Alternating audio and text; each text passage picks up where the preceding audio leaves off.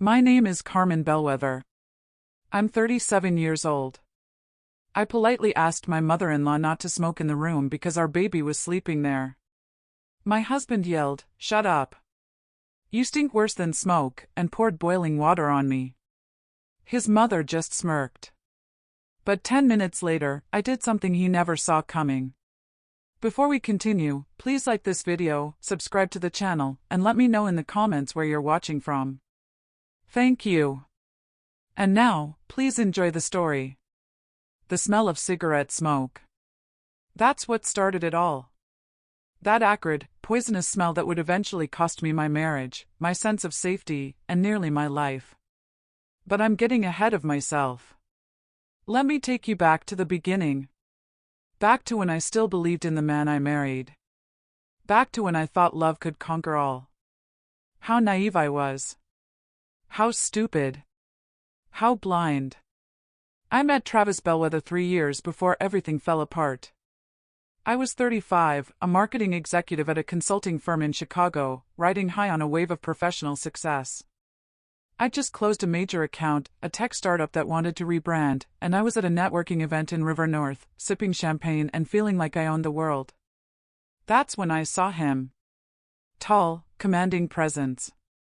An expensive suit that fit like it was tailored just for his body.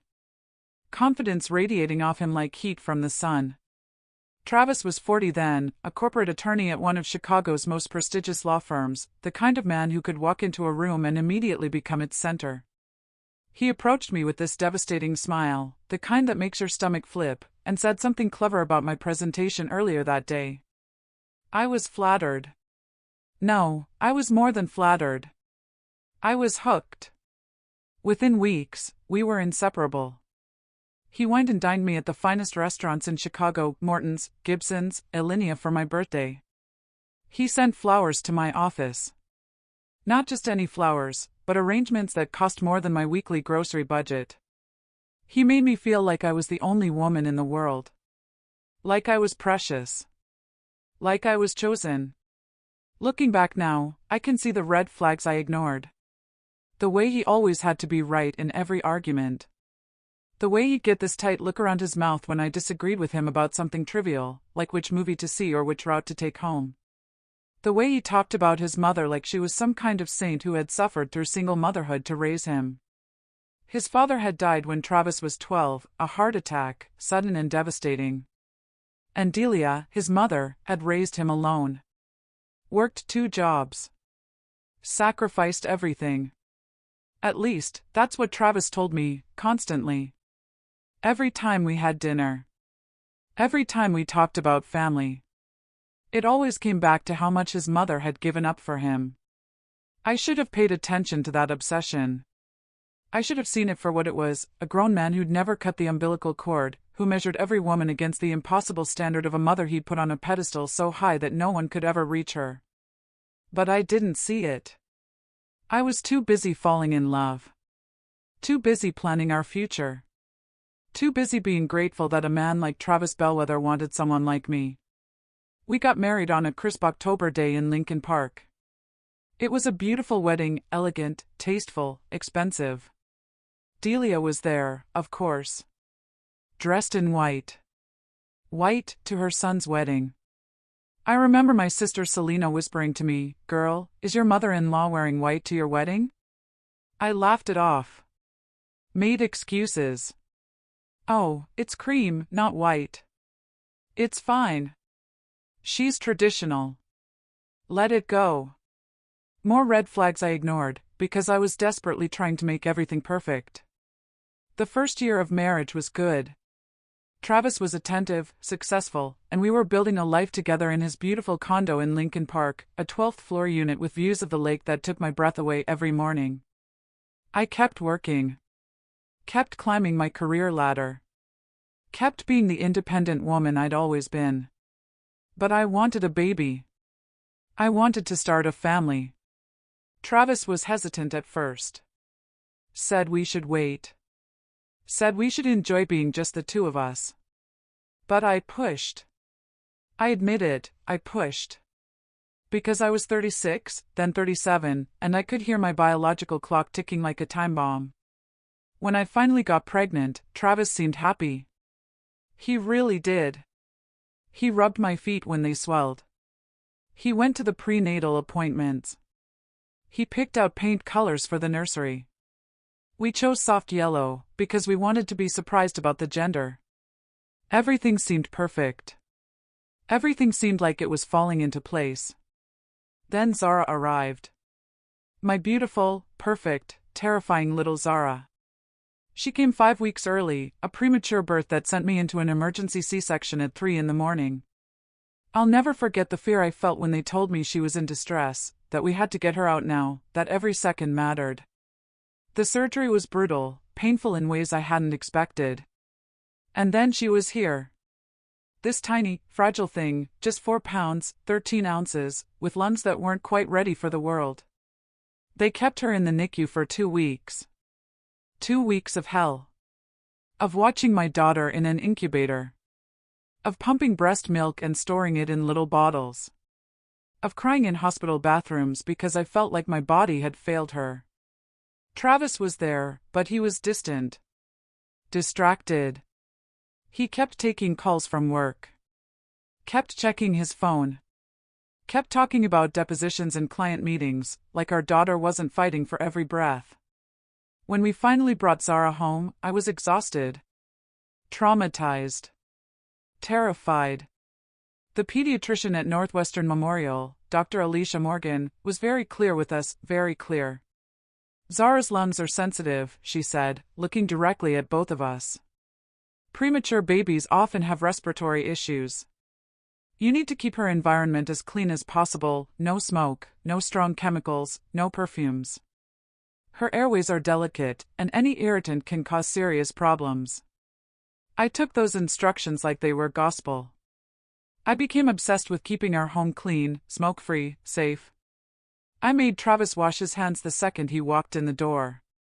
I didn't wear perfume anymore. I used fragrance-free laundry detergent.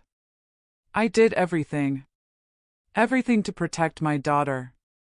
That's when Delia decided to visit. No, not visit. Descend. She descended on us like a plague. I'll never forget the phone call. I was 3 weeks postpartum, still recovering from the C-section, still struggling with breastfeeding, still barely sleeping more than 2 hours at a time. Travis came home from work and announced casually, like it was nothing, Mom's coming to stay with us for a while. She wants to help with the baby. I felt my stomach drop. For how long? I asked, trying to keep my voice neutral. Just a few weeks, he said. Maybe a month. She's excited to be a grandmother. She wants to be involved. A few weeks. A month. With Delia, the woman who'd criticized everything about our wedding, who'd made comments about my weight at family dinners, who had this way of looking at me like I was never quite good enough for her precious son. But what could I say? She was his mother. She wanted to help. I was exhausted. Maybe it would be good to have another set of hands. God, I was so stupid. Delia arrived on a Tuesday afternoon, with 3 suitcases, and a carton of cigarettes. Yes, cigarettes.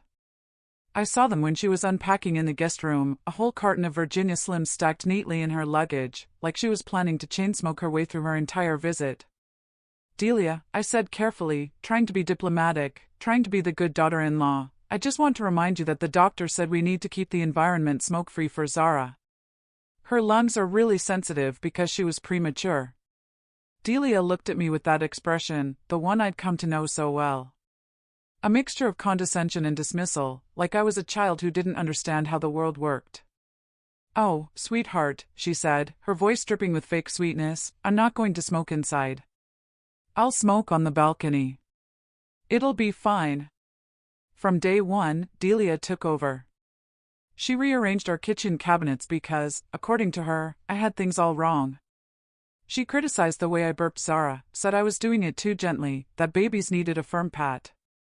She watched me breastfeed with this judgmental look on her face and made comments like, in my day, we didn't make such a fuss about breastfeeding.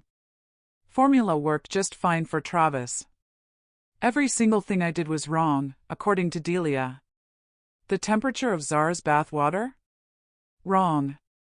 The way I swaddled her? Wrong. The schedule I was trying to establish? Wrong. And Travis, my husband, the man who had promised to love and cherish me, to be my partner. He said nothing.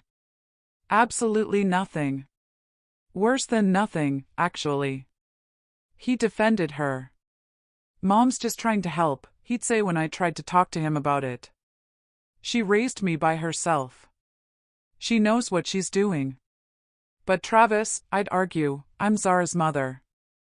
I need to do things my way. Your way? He'd scoff. You're a first-time mom who's exhausted and hormonal. Maybe you should listen to someone with experience. Hormonal? He called me hormonal, like my concerns, my instincts, my desperate need to protect my daughter were just some byproduct of postpartum chemicals, and not legitimate feelings. But the smoking, God, the smoking was the worst part. Delia would go out to our 12th floor balcony and light up, standing right next to the sliding glass door to the living room. The smoke would drift in. Even with the door closed, I could smell it. That acrid, poisonous smell that made my skin crawl, because I knew, it was getting into the apartment, into the air my daughter was breathing. Delia, please, I'd beg, can you smoke farther away from the door? The smoke is coming inside. Oh, Carmen, she'd say, waving her cigarette dismissively, you're being ridiculous. I'm outside. The smoke isn't going anywhere near the baby. But it was. I could smell it on her clothes when she came back in. I could smell it lingering in the hallway near the nursery. I started closing all the doors, running air purifiers in every room, opening windows, even though it was cold outside.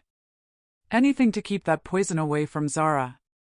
And then I started finding cigarette butts, in the kitchen trash buried under coffee grounds, behind the potted plant on the balcony, in the bathroom garbage wrapped in tissue, like I wouldn't notice.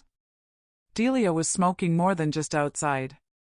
She was smoking everywhere, sneaking cigarettes when she thought I wasn't paying attention. I confronted her. I tried to be calm. Tried to be reasonable. Delia, I found cigarette butts in the kitchen trash. Are you smoking inside? Her face went ice cold. Are you accusing me of lying, Carmen? I'm not accusing you of anything. I'm just asking. I told you, I smoke on the balcony, she interrupted, her voice sharp. If you're smelling smoke, maybe it's coming from your neighbors. Or maybe you're imagining things. New mothers get paranoid. You know, it's very common. Imagining things. Paranoid. She was gaslighting me, in my own home. And when I went to Travis, when I showed him the cigarette butts, he just sighed, like I was exhausting him. Carmen, my mother said she's smoking outside. Why are you making such a big deal out of this? Because our daughter has sensitive lungs. I shouted. Because the doctor specifically said. The doctor, he interrupted, said no smoking inside. Mom is smoking outside. You're overreacting. Overreacting. That became his favorite word. Every concern I raised. Every boundary I tried to set.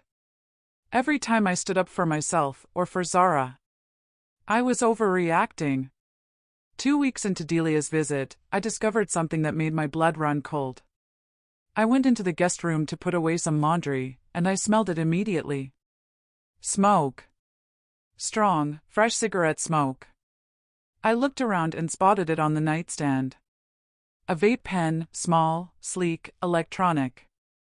And next to it, 3 bottles of vaping liquid in different flavors, cherry, vanilla, menthol. So that's how she was doing it. She was vaping in her room at night, blowing the vapor out the window. Thinking I wouldn't notice because it didn't smell as strong as cigarette smoke. I took the vape pen and confronted her immediately. What is this? Delia looked at me like I was holding a toy. It's a vape pen, dear. Not a real cigarette. Perfectly harmless. Harmless? I couldn't believe what I was hearing. You're vaping in the house, in the room right next to the nursery. It's vapor, not smoke, she said slowly, like she was explaining something to a toddler. There's a difference. Maybe you should educate yourself before you start making accusations. Get out, I said. The words came out before I could stop them. I want you to leave. Pack your things and go home. Delia's eyes narrowed. You can't throw me out. This is my son's home. I'm his wife. This is my home, too. And I'm telling you to leave. She smiled. Then this cold, calculating smile that sent chills down my spine. We'll see what Travis has to say about that. Travis came home an hour later, and before I could even explain what happened, Delia had gotten to him first. I heard them talking in hushed voices in the guest room. Heard her crying, actually crying. And then Travis stormed into our bedroom where I was feeding Zara. What the hell is wrong with you? He demanded.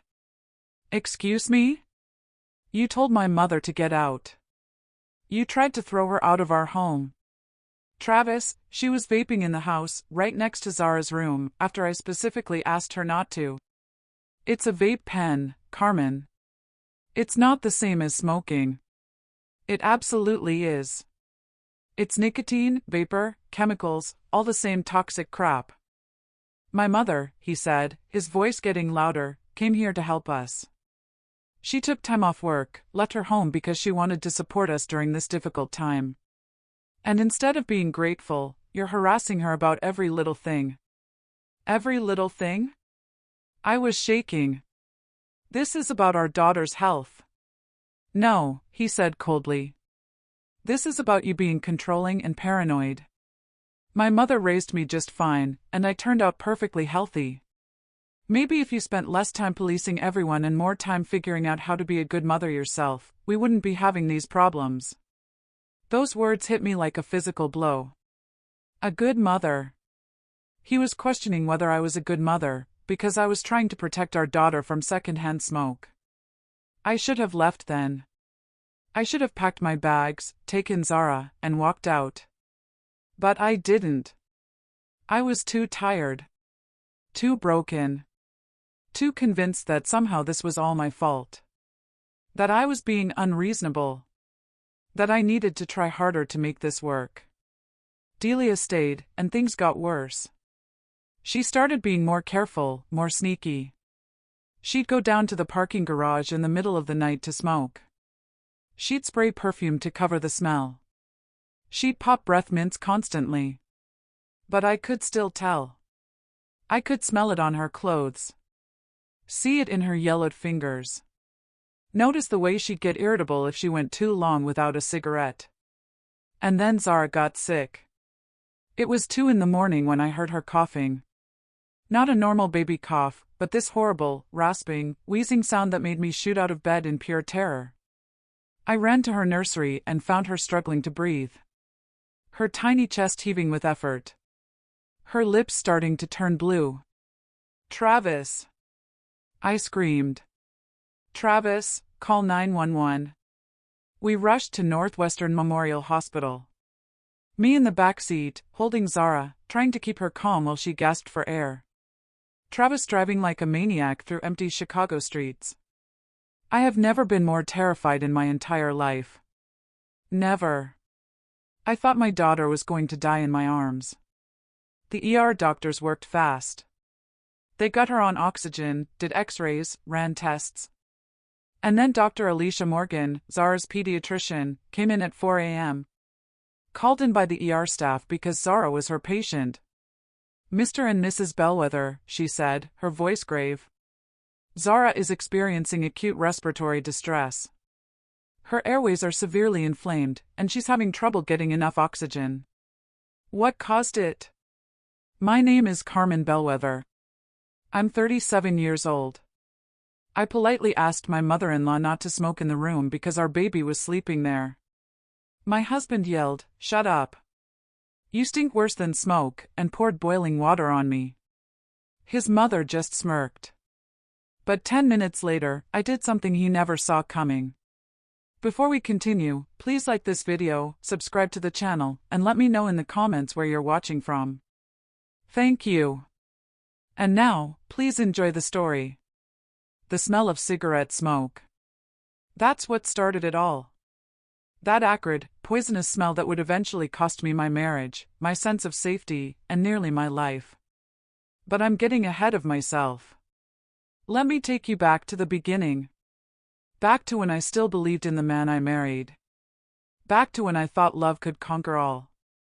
How naive I was. How stupid. How blind. I met Travis Bellwether 3 years before everything fell apart. I was 35, a marketing executive at a consulting firm in Chicago, riding high on a wave of professional success. I'd just closed a major account, a tech startup that wanted to rebrand, and I was at a networking event in River North, sipping champagne and feeling like I owned the world. That's when I saw him. Tall, commanding presence. An expensive suit that fit like it was tailored just for his body. Confidence radiating off him like heat from the sun. Travis was 40 then, a corporate attorney at one of Chicago's most prestigious law firms, the kind of man who could walk into a room and immediately become its center. He approached me with this devastating smile, the kind that makes your stomach flip, and said something clever about my presentation earlier that day. I was flattered. No, I was more than flattered. I was hooked. Within weeks, we were inseparable. He wined and dined me at the finest restaurants in Chicago, Morton's, Gibson's, Alinea for my birthday. He sent flowers to my office. Not just any flowers, but arrangements that cost more than my weekly grocery budget. He made me feel like I was the only woman in the world. Like I was precious. Like I was chosen. Looking back now, I can see the red flags I ignored. The way he always had to be right in every argument. The way he'd get this tight look around his mouth when I disagreed with him about something trivial, like which movie to see or which route to take home. The way he talked about his mother like she was some kind of saint who had suffered through single motherhood to raise him. His father had died when Travis was 12, a heart attack, sudden and devastating. And Delia, his mother, had raised him alone. Worked 2 jobs. Sacrificed everything. At least, that's what Travis told me, constantly. Every time we had dinner. Every time we talked about family. It always came back to how much his mother had given up for him. I should have paid attention to that obsession. I should have seen it for what it was, a grown man who'd never cut the umbilical cord, who measured every woman against the impossible standard of a mother he'd put on a pedestal so high that no one could ever reach her. But I didn't see it. I was too busy falling in love. Too busy planning our future. Too busy being grateful that a man like Travis Bellwether wanted someone like me. We got married on a crisp October day in Lincoln Park. It was a beautiful wedding, elegant, tasteful, expensive. Delia was there, of course. Dressed in white. White to her son's wedding. I remember my sister Selena whispering to me, "Girl, is your mother-in-law wearing white to your wedding?"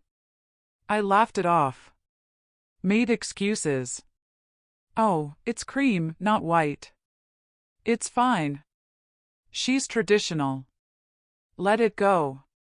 More red flags I ignored, because I was desperately trying to make everything perfect. The first year of marriage was good. Travis was attentive, successful, and we were building a life together in his beautiful condo in Lincoln Park, a 12th-floor unit with views of the lake that took my breath away every morning. I kept working. Kept climbing my career ladder. Kept being the independent woman I'd always been. But I wanted a baby. I wanted to start a family. Travis was hesitant at first. Said we should wait. Said we should enjoy being just the 2 of us. But I pushed. I admit it, I pushed. Because I was 36, then 37, and I could hear my biological clock ticking like a time bomb. When I finally got pregnant, Travis seemed happy. He really did. He rubbed my feet when they swelled. He went to the prenatal appointments. He picked out paint colors for the nursery. We chose soft yellow, because we wanted to be surprised about the gender. Everything seemed perfect. Everything seemed like it was falling into place. Then Zara arrived. My beautiful, perfect, terrifying little Zara. She came 5 weeks early, a premature birth that sent me into an emergency C-section at 3 in the morning. I'll never forget the fear I felt when they told me she was in distress, that we had to get her out now, that every second mattered.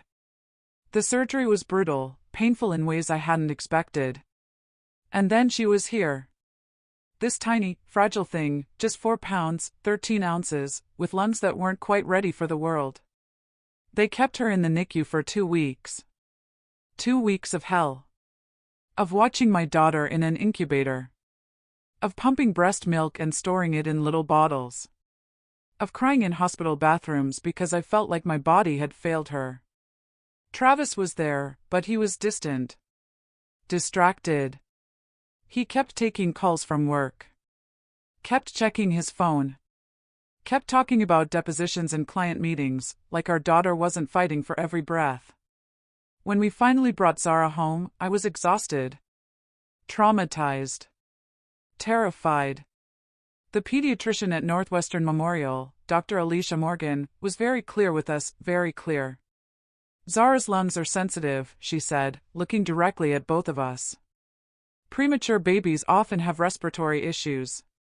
You need to keep her environment as clean as possible, no smoke, no strong chemicals, no perfumes. Her airways are delicate, and any irritant can cause serious problems. I took those instructions like they were gospel. I became obsessed with keeping our home clean, smoke-free, safe. I made Travis wash his hands the second he walked in the door. I didn't wear perfume anymore. I used fragrance-free laundry detergent. I did everything. Everything to protect my daughter. That's when Delia decided to visit. No, not visit. Descend. She descended on us like a plague. I'll never forget the phone call. I was 3 weeks postpartum, still recovering from the C-section, still struggling with breastfeeding, still barely sleeping more than 2 hours at a time. Travis came home from work and announced casually, like it was nothing, Mom's coming to stay with us for a while. She wants to help with the baby. I felt my stomach drop. For how long? I asked, trying to keep my voice neutral. Just a few weeks, he said. Maybe a month. She's excited to be a grandmother. She wants to be involved. A few weeks. A month. With Delia, the woman who'd criticized everything about our wedding, who'd made comments about my weight at family dinners, who had this way of looking at me like I was never quite good enough for her precious son. I watched this part of the footage over and over, still unable to believe what I'm seeing.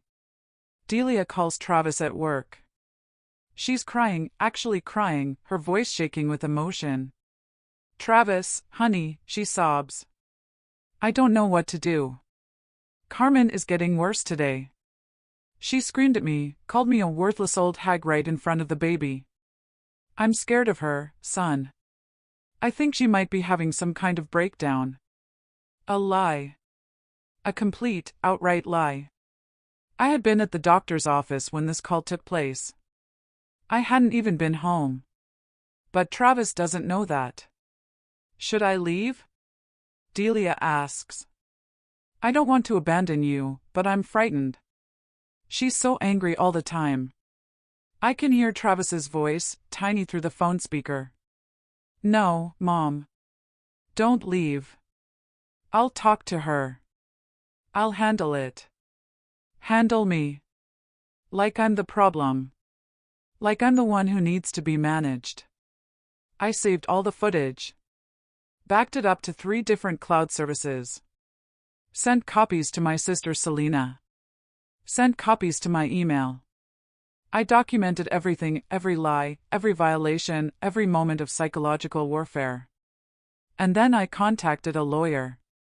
Her name was Bianca Whitmore. She came highly recommended, from a friend of a friend who'd gone through a nasty divorce. Bianca was in her 50s, a black woman like me, with kind eyes and a reputation for being absolutely ruthless in court. I met her in her office in the Loop, while Travis thought I was taking Zara to a Mommy and Me class. I brought my laptop. I showed her everything, every video, every lie, every moment of abuse. Bianca watched in silence, her expression getting harder and harder. "Mrs. Bellwether," she said when the last video finished, "you need to leave this man today." "I know," I whispered. "I know I do, but the apartment is in his name. I'm on maternity leave with no income. I have nowhere to go." "Do you have family in Chicago?" "My sister Selena lives in Atlanta, but she'd take me in." "I know she would." "Then here's what we're going to do," Bianca said, leaning forward. "We're going to file for divorce. We're going to file for emergency custody of your daughter. We're going to file a civil suit against your husband and his mother, for emotional distress, for endangering your child, for everything. And we're going to document every single thing that happens from this moment forward." "Will I get anything?" I asked. "From the divorce?" Bianca smiled. And it wasn't a kind smile. It was the smile of a shark who just spotted blood in the water. "Mrs. Bellwether, that condo was purchased during your marriage, which means you're entitled to half the equity. Your husband makes what, $350,000 a year? Around that. You'll get spousal support. Child support. Half of his retirement accounts. We're going to make sure you and your daughter are taken care of." She paused. "But more than that, we're going to make sure he pays for what he's done." I signed the retainer agreement that day. Filed for divorce the next morning. Bianca filed all the paperwork electronically, served Travis at his office through a process server. He didn't even know it was coming. But I still had to go home that night. I still had to face him. Face Delia. Pretend everything was normal, while I waited for Selena to book me a flight to Atlanta. That was the longest 3 days of my life. Delia kept up her performance, playing the concerned grandmother, the helpful mother-in-law. Travis was distant, stressed about work. He barely noticed me. Barely looked at Zara. And I kept my mouth shut. Kept my head down. Kept counting the hours until I could escape. My flight was booked for Friday afternoon. Thursday night, I packed a small bag and hid it in the nursery closet. Just essentials for me and Zara, diapers, formula, a few changes of clothes. Everything else could wait. Everything else could be replaced. Friday morning, I woke up with a plan. Selena was flying in that day, was going to wait in her rental car in the parking garage until I was ready to leave. Bianca had advised me to time my exit carefully, to make sure I had witnesses, to make sure I was safe. But Delia ruined everything.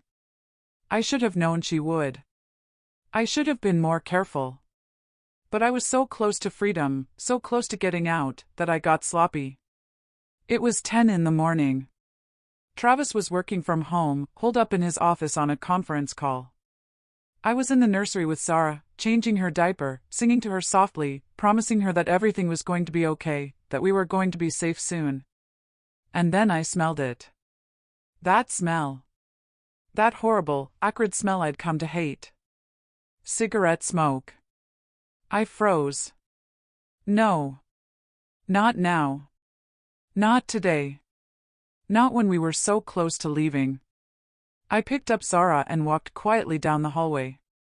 The smoke was coming from the nursery? No, not the hallway. From inside the nursery. I pushed open the door. Delia was sitting in the rocking chair, the same chair from the video, with a lit cigarette in her hand.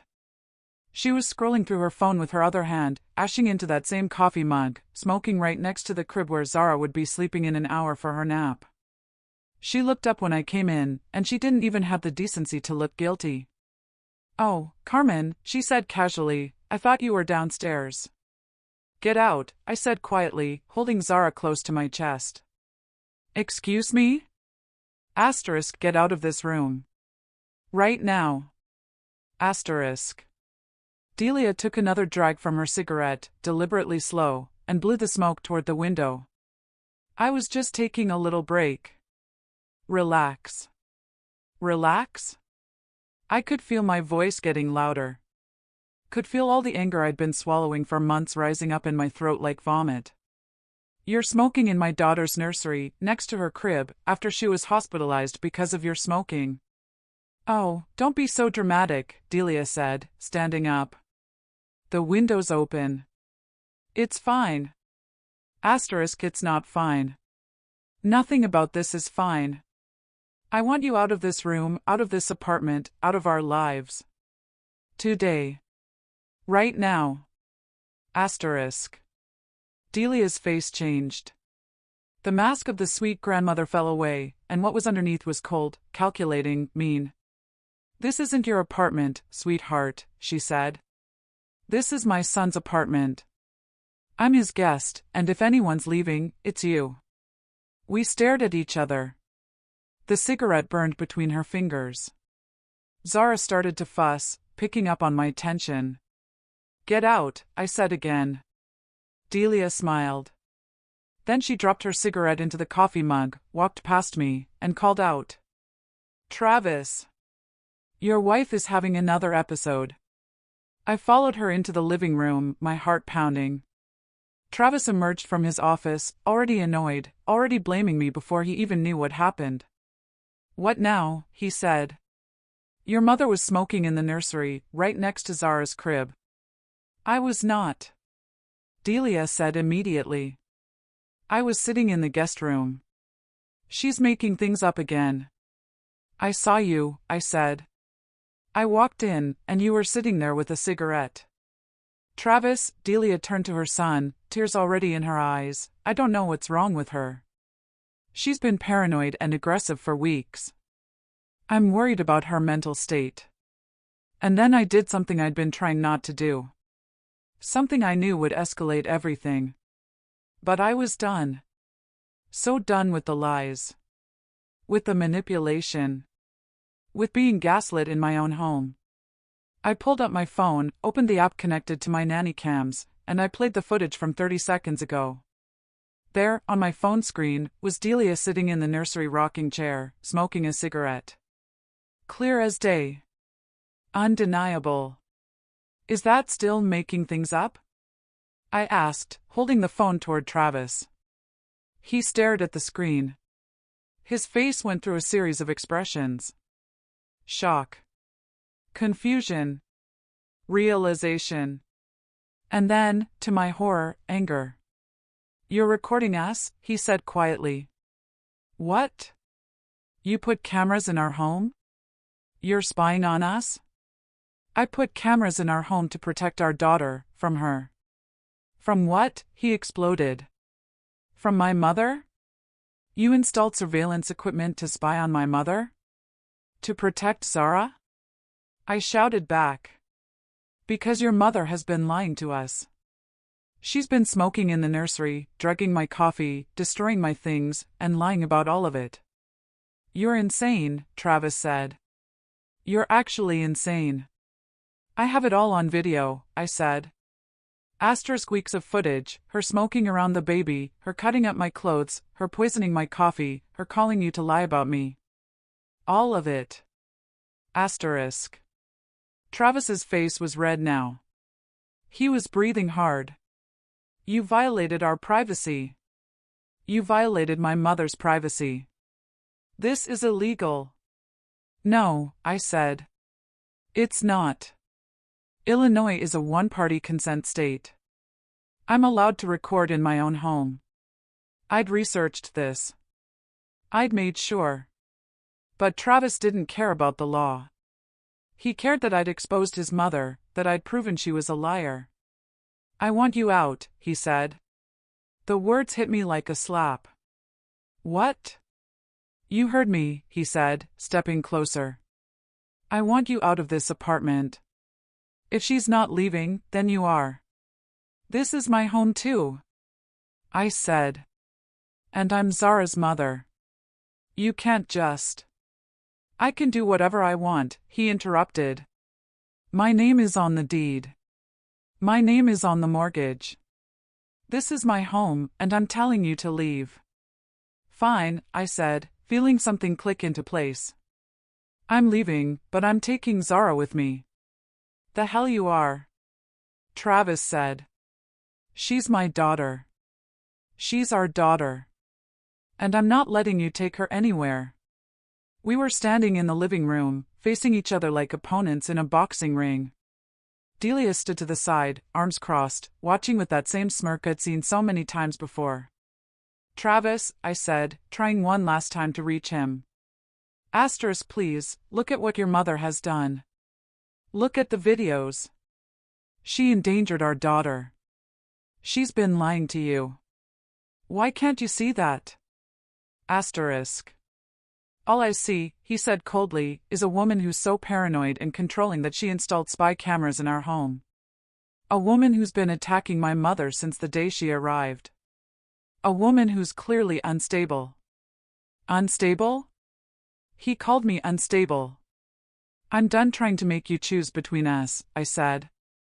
I'm leaving, today, right now, and I'm taking our daughter with me. I turned to go to the nursery, to grab Zara's diaper bag, to get us out of this toxic, poisonous apartment. But Travis grabbed my arm. You're not taking her, he said again. Let go of me. Not until you promise you're not taking Zara. I'm her mother. I'm not leaving her here with you and your psychotic mother. His grip tightened. What did you just call her? Travis, you're hurting me. Take it back. No. And then Delia spoke. Her voice was quiet. Cold. Calculated. Teach her some respect, son. It happened so fast. Travis let go of my arm and walked toward the kitchen. I thought he was leaving, thought he was walking away to cool down. I turned back toward the nursery. Then I heard it. The click of the electric kettle being lifted from its base. We'd been boiling water for Travis's coffee. He drinks French press, always has water ready to boil. I turned around just as Travis walked back toward me, holding the kettle. It had just finished boiling. I could see the steam rising from the spout.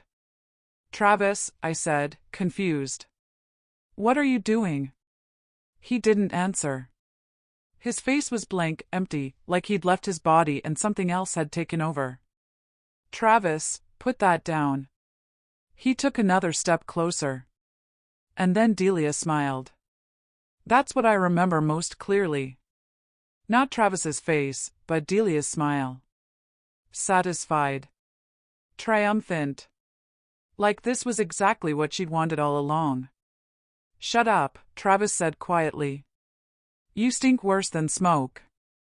You're a terrible mother. A terrible wife. Travis. He raised the kettle. I understood what was about to happen 1 second before it did. 1 second. Not enough time to run. Not enough time to shield myself. Not enough time to do anything but turn my body to protect Zara in my arms. The boiling water hit my back.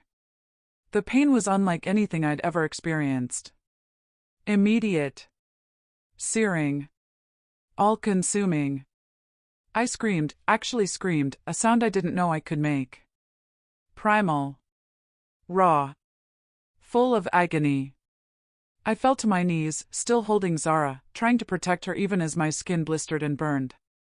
The water had soaked through my shirt, run down my back, down my left arm, where I'd twisted to shield my daughter. I looked up at Travis through my tears.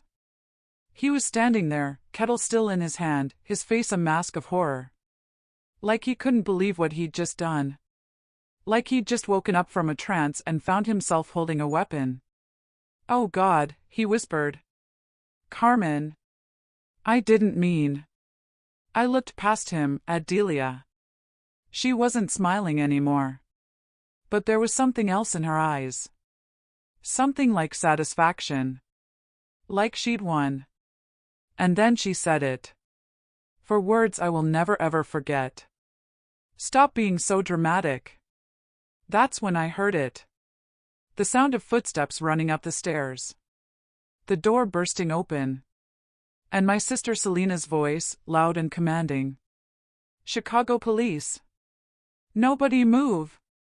2 officers came through the door, hands on their weapons, taking in the scene. Me on the floor. Crying. Holding my baby. Travis standing over me, with a kettle. Delia by the window, trying to look innocent. And Selena, my brilliant, fierce sister, right behind them. Travis turned, confused. What? How? I called them, Selena said calmly. 15 minutes ago, when Carmen texted me the code word. Travis looked at me. Code word? With my burned hand, I managed to pull my phone from my pocket, held it up so he could see the screen. The text I'd sent to Selena at 9:58 a.m., right after I'd found Delia smoking in the nursery. Red alert. That was our code. Red alert meant, I'm in danger. Call the police. Come immediately. Ma'am, one officer said, kneeling beside me. Are you hurt? He poured boiling water on me, I said, my voice breaking. My husband poured boiling water on my back. The officer looked at Travis, who was still holding the kettle like he didn't know how to put it down. Sir, the officer said, standing up, I need you to put that down, and step away from your wife. This is a misunderstanding. Travis said quickly. She was attacking my mother. I was defending. I have it on video, I said. All of it. Multiple angles. Selena held up her phone. I've been watching the nanny cam live feed. I saw everything, the whole conversation, the assault, all of it. And I recorded it. The second officer walked over to Delia. Ma'am, were you present during this incident? I don't know what these women are talking about, Delia said quickly. Teach her some respect, son, I quoted. Asterisk, that's what you said, right before he attacked me. It's on video. Asterisk. The officer looked between us, then spoke into his radio. We need an ambulance at this location. Victim with burns, possible second degree, and a female officer for statement. I'm an attorney. Travis said desperately. This is my home. She's been mentally unstable for weeks, attacking my mother, making up stories. Sir, the officer said firmly, you need to be quiet. Right now, I have a woman with visible burn injuries claiming you assaulted her, and there's allegedly video evidence. Put the kettle down and step outside with me. She put cameras in my home without permission. Travis argued. Illinois is a one-party consent state, Selena said. She had every legal right to record in her own home. I watched Travis's face change as he realized the trap he'd walked into. The trap I'd set. Because I hadn't just been recording to document Delia's abuse. I'd been recording to protect myself. The paramedics arrived. They helped me up carefully, and I finally got to look at the damage. My entire back was red and blistered. My left arm had second-degree burns. They needed to cut away my shirt to treat me. And even that gentle touch made me sob with pain. We need to transport her, one paramedic said. These are serious burns. She needs to be in a burn unit. I'm going with her, Selena said, taking Zara from my arms. Ma'am, the officer said to me, before you go, I need to know, do you want to press charges against your husband? I looked at Travis. He was standing against the wall now, cuffs on his wrists, his face white as paper. He looked like he was going to be sick. Yes, I said. I want him arrested. Carmen, please, Travis said, his voice breaking. Please, I'm sorry. I didn't mean to. You meant it, I said quietly. Your mother told you to teach me respect, and you meant every second of it. The officer read Travis's rights. I'll never forget the sound of it, the formal words that meant my husband, the man I'd loved, the man I'd married, was being arrested for assaulting me. What about her? I asked, pointing at Delia. What about me? Delia snapped, her voice sharp. I didn't do anything. She commanded him to attack me, I said. That makes her an accessory. And I have weeks of footage showing her endangering my child, destroying my property, drugging me. I want her arrested, too. The officers looked at each other. "We'll need to see that footage," one said. "It's all backed up," Selena said. "Multiple cloud accounts. Multiple copies. We can email you links right now." While the officers were taking Delia into custody. While the paramedics were preparing to transport me. While Selena was calling my lawyer, Bianca Whitmore, to tell her what happened. I pulled out my phone one more time.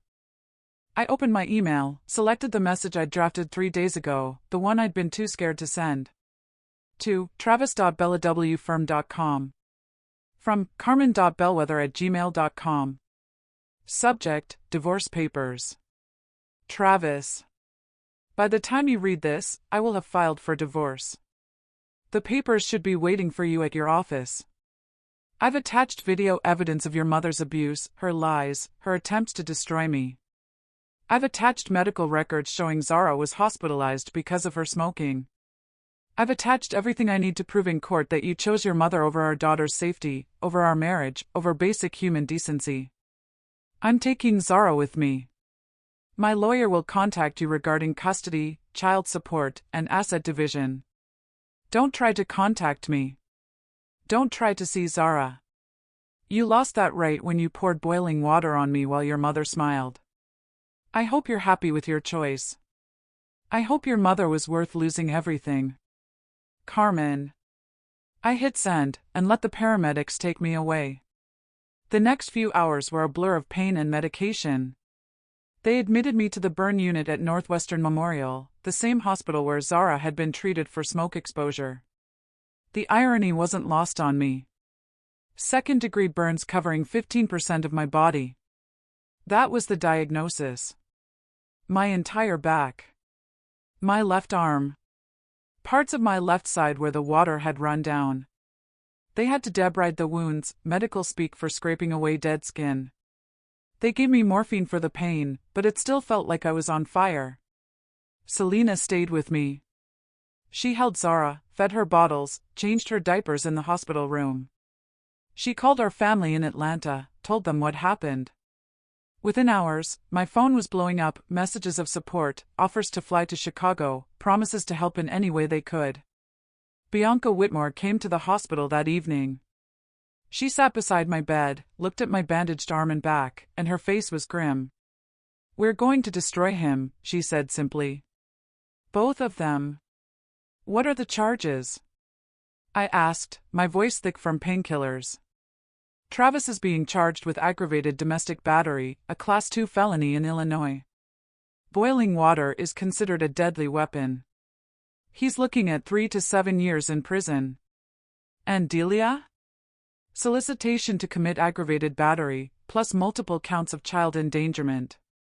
The state is taking this very seriously, especially with your video evidence." "What about Zara? Can he fight me for custody?" Bianca shook her head. "Not a chance. He committed domestic violence in front of your child. No judge in Illinois will give him anything more than supervised visitation, and even that's questionable given how severe this assault was." "The apartment," I said, my voice small. "Here's where it gets interesting," she said, pulling out documents. "I did a title search yesterday, before any of this happened. The condo is in Travis's name, purchased 3 years ago, before you got married." My heart sank. "So, I'm not entitled to anything?" "I didn't say that," Bianca replied. "Illinois is an equitable distribution state. You're entitled to compensation for improvements made during the marriage, plus the value of your contributions as a homemaker while you were on maternity leave." "How much are we talking?" "Given the abuse, given everything, I'm estimating at least $200,000 in property settlement, plus child support, plus spousal support while you get back on your feet. And that's not counting the civil suit." "Civil suit?" Bianca smiled. "Oh, yes. We're suing Travis and Delia for pain and suffering, emotional distress, medical costs, and lost wages. I'm thinking we ask for $2 million, settle for around $800,000. The numbers made my head spin. "That much?" "Carmen," Bianca said firmly, "you were hospitalized with second-degree burns. You'll have permanent scarring. You'll need physical therapy for months. You've been psychologically tortured for weeks by your mother-in-law while your husband enabled her abuse. And then he assaulted you with boiling water. Yes. That much. Maybe more. I lay back against the pillows, staring at the ceiling, trying to process everything that had happened in the last 8 hours. This morning, I'd woken up in my marriage, in my home, planning to quietly slip away with my daughter and start over. Now, I was in a hospital bed with burns covering my back. My husband was in jail. My mother-in-law was facing criminal charges. And I was about to become a single mother with a legal battle ahead of me. But I was alive. Zara was safe. And for the first time in months, I could breathe. The next few days were hell. The pain from the burns was constant, despite the medication. They changed my dressings twice a day, peeling off bandages, cleaning raw wounds, reapplying gauze. Each time felt like being burned all over again. But worse than the physical agony was the news coverage. Prominent Chicago attorney arrested in boiling water domestic violence case. His law firm suspended him immediately. The Chicago Tribune ran a detailed piece. Thankfully, they didn't use my name. My phone wouldn't stop ringing, reporters wanting interviews, old colleagues checking in. Some with genuine concern. Others just hungry for gossip. I turned it all off. Blocked every unrecognized number. Focused on healing. Travis tried to call from jail, I blocked him. His attorney tried to contact me, Bianca shut it down instantly. No contact means no contact. Any attempt will be documented and used against your client in court. Delia made bail after 3 days, $50,000, borrowed from a friend. Her release came with strict terms. 500-foot no-contact order. Ankle monitor. Zero communication with me or Zara. But within hours, she was already calling relatives, spinning her version. Carmen trapped my son. She's unstable. She ruined our family. I didn't care. Let her lie. I had the truth, on video. 1 week after the attack, I was discharged.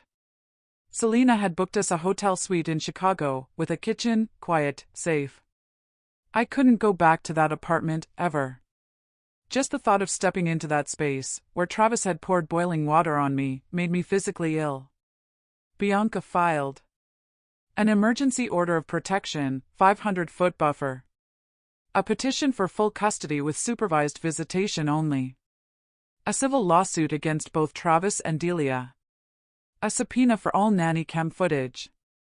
Travis's attorney fought back hard. Claimed I provoked the attack. Claimed the cameras were illegal. Claimed I was mentally unstable and fabricating everything. But every argument collapsed under the weight of evidence. Hours of footage. Delia smoking in the nursery. Delia slashing my blazers with scissors. Delia crushing sleeping pills into my coffee. Delia whispering, "Teach her some respect, son." And the attack itself, captured from 3 angles. Travis walking to the kettle. Delia's cold command. Him returning. Pouring boiling water down my back. While I held Zara in my arms. No jury would ever side with him after that. 3 months after the assault, Travis's lawyer called Bianca with a plea deal.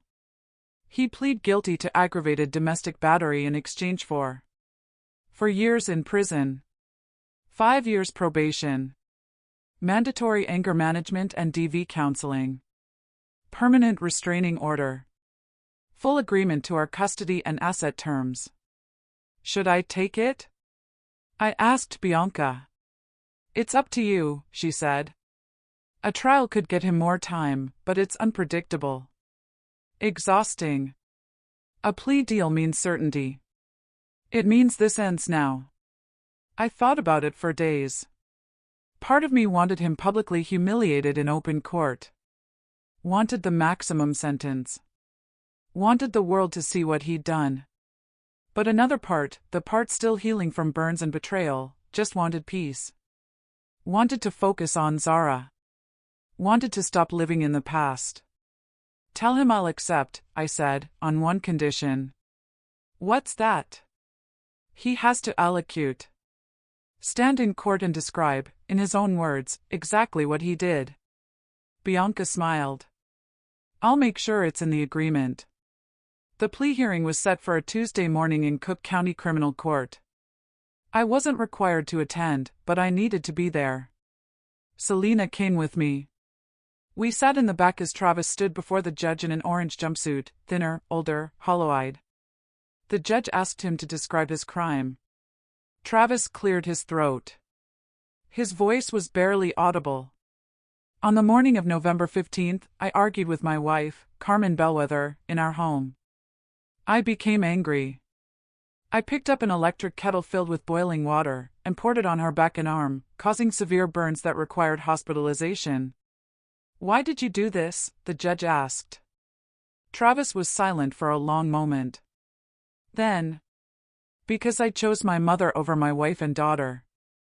Because I couldn't accept that my mother had been lying to me and endangering my child. Because I was a coward who would rather hurt my wife than face the truth about my family. The words hung in the air. They didn't heal my scars. Didn't erase the trauma. But hearing him admit it, in his own voice, gave me something I didn't know I needed. Closure. The judge accepted the plea deal, sentenced Travis to 4 years in the Illinois Department of Corrections, 5 years probation after his release, and a permanent order of protection barring him from any contact with me, or unsupervised contact with Zara. As the bailiffs led Travis away, he looked back at me one last time. I met his eyes. I didn't look away. Didn't flinch. Just stared until he turned and disappeared through the courtroom door. That was the last time I ever saw Travis Bellwether. Delia's trial came 2 months later. Unlike Travis, she refused a plea deal. She insisted she was innocent, claimed I'd manipulated the footage, set her up, twisted her words to frame her. Her lawyer painted her as a confused elderly woman caught in the middle of a troubled marriage. The jury didn't buy it. They saw the videos. Delia smoking in Zara's nursery. Crushing sleeping pills into my coffee. Slashing my blazers with scissors. Whispering, "Teach her some respect, son," seconds before the assault. They heard the audio of her calling Travis to lie about me. They watched her smirk as boiling water hit my back. It took them 3 hours to return a verdict. Guilty on all counts. The judge sentenced her to 18 months probation, a $50,000 fine, mandatory psychiatric evaluation, a permanent no-contact order, a criminal record for life. Delia's face when the verdict was read. Not angry, not defiant, but shattered. She'd gambled on a trial and lost everything. Her son was in prison because of her. Her reputation, gone. And she had no one to blame but herself. As for the civil suit, Travis's insurance settled for $750,000. Delia had almost no assets, just a modest house in Naperville. We placed a lien on it.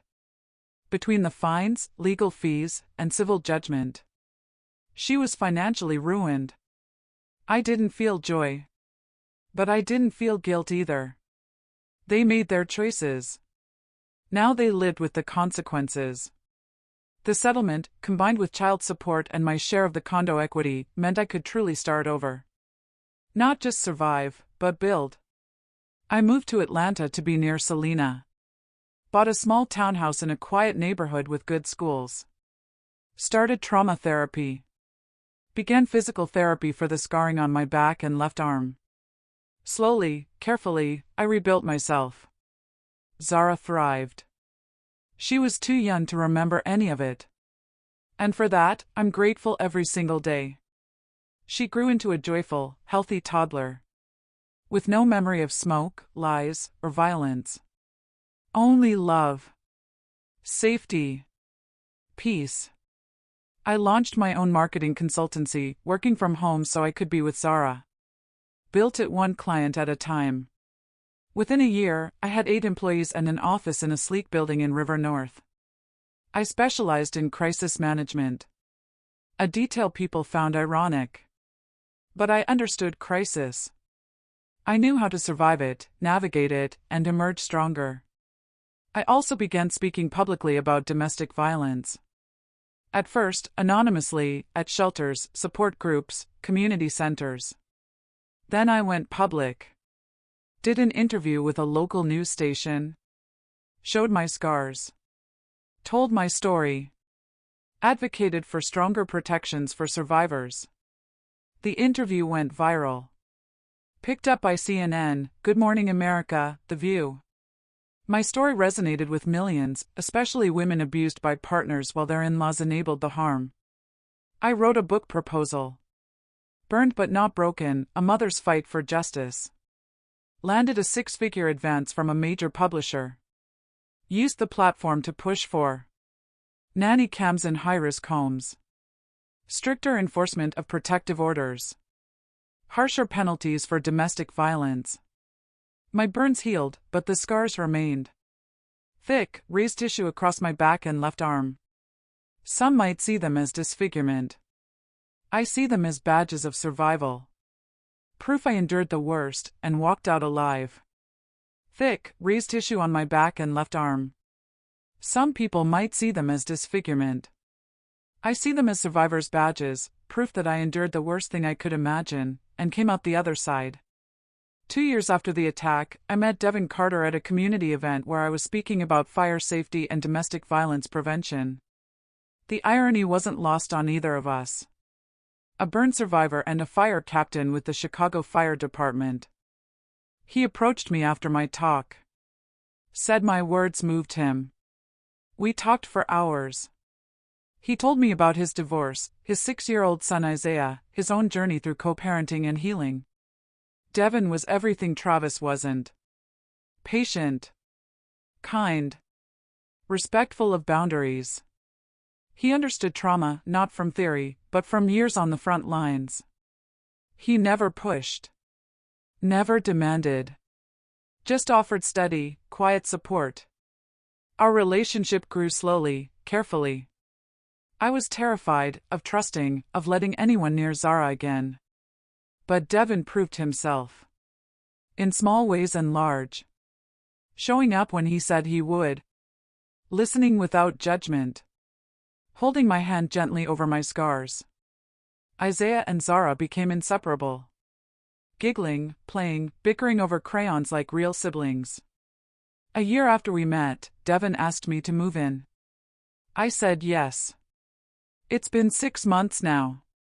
6 months of building a blended family. Of shared pancakes on Sundays. Of laughter-filling rooms that once held only fear. Last Sunday, we had brunch, all 4 of us. Devin flipped his famous pancakes. Isaiah and Zara drew side by side, covered in marker stains. Selena sipped coffee, teasing me about my childhood haircuts. My phone buzzed. An unknown number. A text. Carmen, it's Travis. I'm out on parole. I've changed. Can we talk about Zara? I stared at it.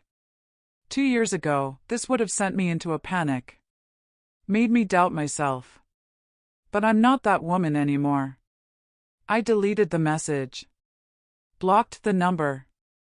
Forwarded it to Bianca, who is already drafting a motion to revoke his parole for violating the no-contact order.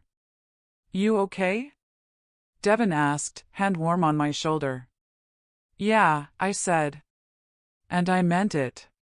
I looked around my kitchen, at Selena laughing, at Zara hugging Isaiah, at Devin standing beside me, solid and real.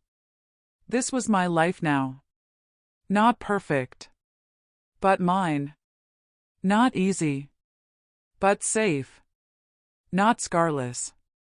But healing. 2 years ago, my husband poured boiling water on me while his mother smiled. They thought they'd break me. Thought I'd disappear quietly and let them win. But I'm still here. Stronger. Wiser. Free. My name is Carmen Bellwether.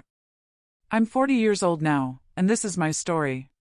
To anyone watching who's in a situation like I was, listen to me. Document everything. Trust your instincts. Protect your children. Never let anyone convince you that abuse is love, that violence is justified, that you deserve to be hurt. You don't. You never did. And you have the strength to leave, to fight back, to survive. It won't be easy. It will hurt. There will be days you want to give up, when the pain feels like too much, when you wonder if you made the right choice. But you did. And you will.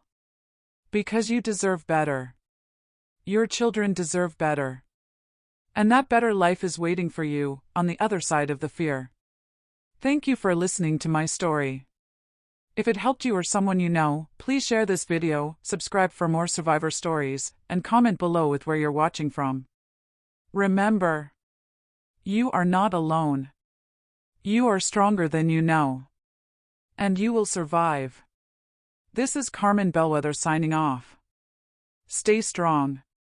Stay safe. And never stop fighting for the life you deserve.